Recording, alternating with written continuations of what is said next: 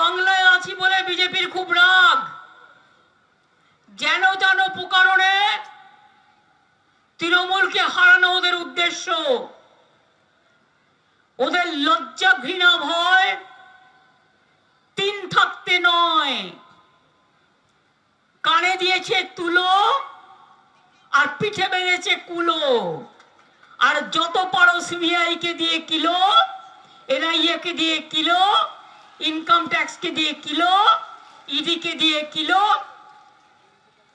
ওদের জিজ্ঞেস করুন একটা এনআইএ বালিশে কত কিলো থাকে, একটা সিবিআই বালিশে কত কিলো থাকে। কোথায় একটা চকলেট বোম ফেটেছিল 2022 সালে, আর মধ্যরাতে গিয়ে যদি মহিলার বাড়িতে গিয়ে অত্যাচার করে, গ্রামে ঢুকে গিয়ে অত্যাচার করে, তা মহিলারা কি করবে? শাখা বালা পরে বসে থাকবে না মাথায় ওড়না দিয়ে বসে থাকবে? তারা তাদের রক্ষা করবে না, তাদের ইজ্জত, তাদের সম্মান? তুমি রাতের বেলায় ঢুকে যাবে বাড়ি বাড়ি। তৃণমূলের সব বুথ প্রেসিডেন্টকে গ্রেপ্তার করতে হবে, তৃণমূলের সব এজেন্টদের গ্রেপ্তার করতে হবে।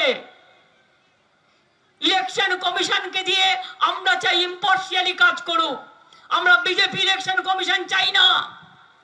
রাজ্যের অফিসারদের চেঞ্জ করে দেবে। অত্যাচারী ইডিকে কেন চেঞ্জ করবে না? অত্যাচারী সিবিআই কে কেন চেঞ্জ করবে না? অত্যাচারী ইনকাম ট্যাক্স কে কেন চেঞ্জ করবে না?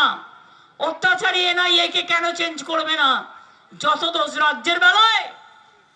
রাজ্যের লোকেরা দুর্গা পুজো করবে, প্রোটেকশন দেবে, রমজান করবে, প্রোটেকশন দেবে, আদিবাসী ভাই বোনেরা প্রোগ্রাম করবে, প্রোটেকশন দেবে, সংখ্যালঘুরা প্রোগ্রাম করবে, প্রোটেকশন দেবে, তফসিলিরা কাজ করবে, প্রোটেকশন দেবে, খেলাধুলায় প্রোটেকশন দেবে, সংস্কৃতিতে প্রোটেকশন দেবে।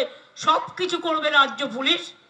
আর ইলেকশনের সময় চলে আসবে বিএসএফ, সিআইএসএফ, সিআইপিএফ, আর গুলি চালাবে।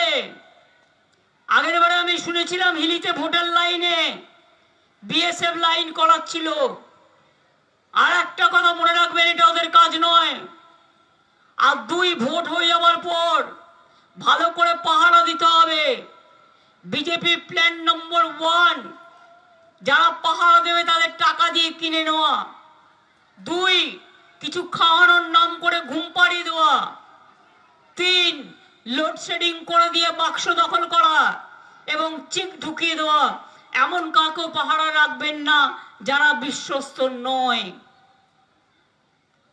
আমরা কিন্তু জানতে পারবো কোথায় কি হচ্ছে। তাহলে কি হলো? এনআইএ আর সিবিআই বিজেপির ভাই ভাই,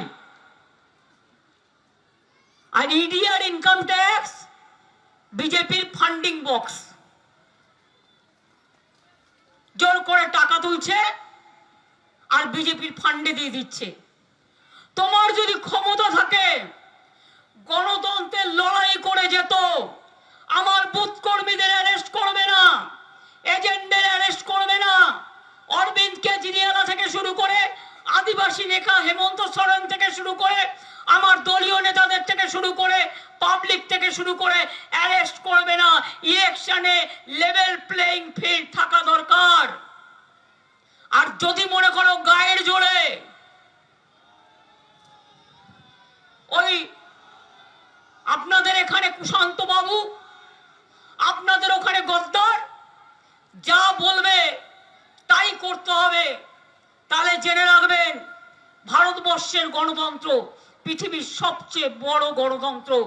130 কোটির দেশ আমরা।